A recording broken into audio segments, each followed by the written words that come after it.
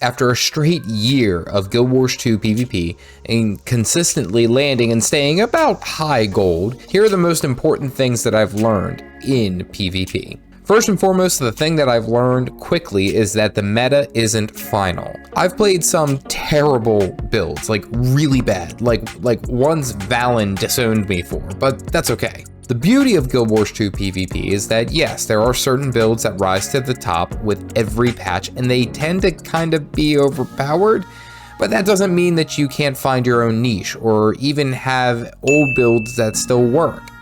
I mean, I got nearly trash canned by a core Ellie that was running elementals.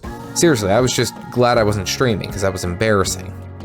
I've seen plenty of off-meta builds do extremely well in competitive play. A viewer of my channel used to dominate with a Glass Cannon Weaver. Another one did Burn Dragon Hunter for the longest time.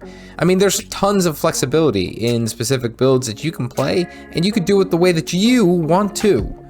Typically, the meta builds tend to be stronger, of course, yes, but a lot of the time, if the player behind the profession isn't good, then it isn't going to work out well. I'd rather be an off-meta player who has mastered my build and playstyle versus being a noob at whichever flavor the month is in. The players who are defining the meta usually have a ridiculous amount of playtime at every profession.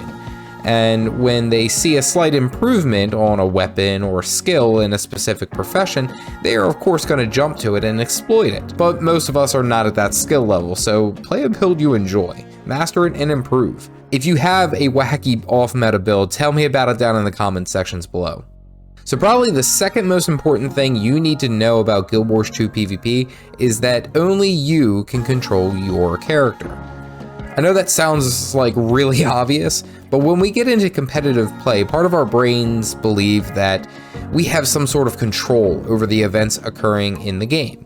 Of course, we can ping, we can call targets, we can communicate, but at the end of the day, if your whole team ignores the Capricorn event, there's not a whole lot that you can do. That also goes for enemy players. If you're in a match and you are constantly being focused down by the enemy team, you can always take a backseat role in the match, play more supportive, conservative. Remember, you are not the hero here in PvP, and you aren't going to be doing your team any good if you're dying alone and away from help. Each match isn't going to be the same, so that means changing your playstyle to give you and your team the best chance at winning. If you are able to 1v1 a certain player on the enemy team, keep doing that. If you can stall the enemy team on a side node so your team can cap mid, fantastic, do that. If you realize your best bet is to pop into a team fight for a second and then hang out on the back lines, do it. Point is, you can only control your character and your character alone.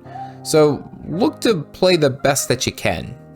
Kind of piggybacking off of this is try different professions and classes. I see a lot of players just hammer down and focus on one single profession. If you didn't know, you can play every single profession class combination in the game that is available to your account. Straight up, no bars, just pick up and play. The reason for this advice is to try things out that you may or may not have thought about before. Try different professions, classes, combinations, and see which ones mesh with you and which ones don't. This also carries over as a great note about the rest of the game too.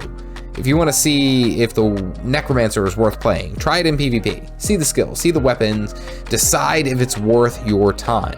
Also, this will help you, of course, in playing against other professions, because now you're going to be able to see what the enemy team is able to do, what the enemy players are able to do.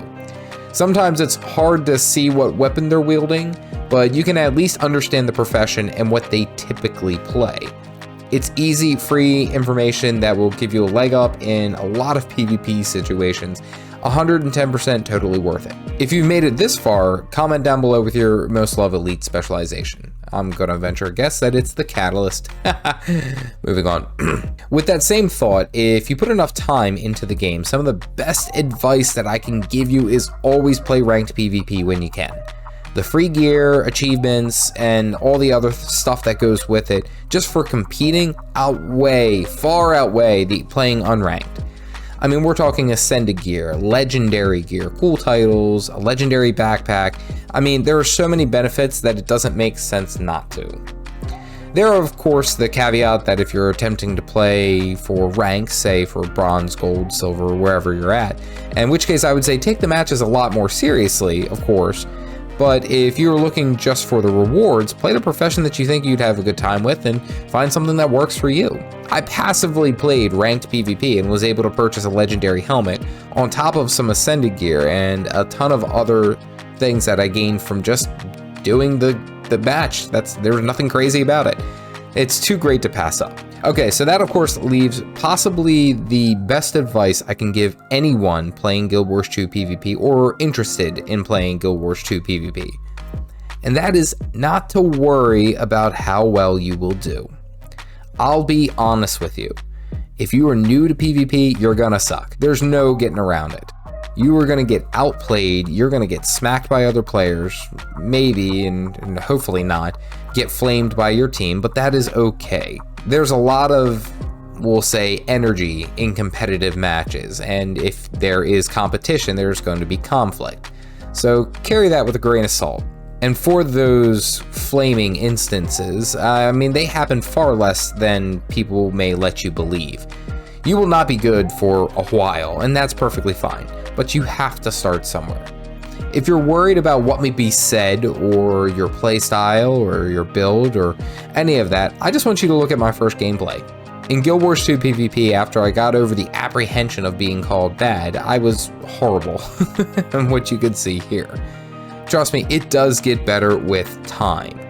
And the worst case scenario, you have to block your chat for the match, while you learn the basics and just try to have fun. It kills me to hear so many people not want to get into PvP because they either don't have enough confidence or they're afraid of what might be said. Just get in there, get your hands dirty, and do your best. That's all anyone could ever ask of you. If you want to learn more about those sweet gear pieces that I was talking about, and how you can get a hold of them, check out this video here. Stay caffeinated, folks.